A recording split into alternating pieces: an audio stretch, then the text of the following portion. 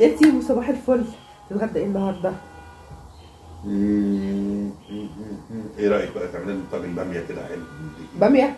انت عارفه انا ما بحبش الباميه.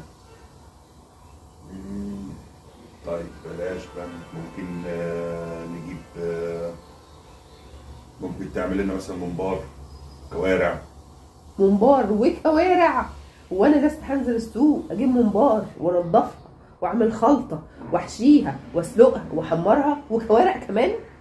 الدنيا حر ومش مستحمله. طيب يا ستي ايه رايك نجيب رنجه؟ لا رنجة هتزفر لنا البيت، لا. لا حول ولا قوه الا بالله.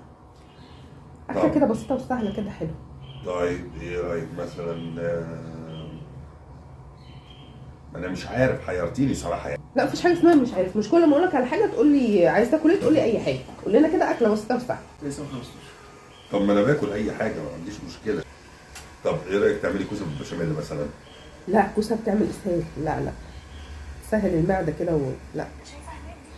طيب اعمل لنا شوربه خضار.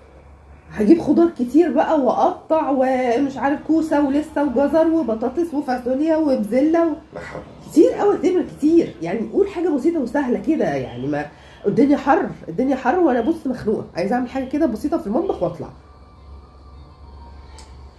ما انا مش عارف صراحه، تعبت انا كده من الحوار دوت، انا ما بعرفش.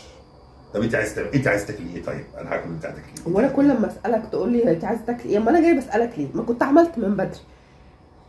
هو يا ابني هو انا ما استفدتش منك بحاجه؟ مفيش مره اقول لك ناكل ايه تقول لي اعمل لنا كذا على طول. لازم كده تقول لي اي حاجه واللي انت عايزاه.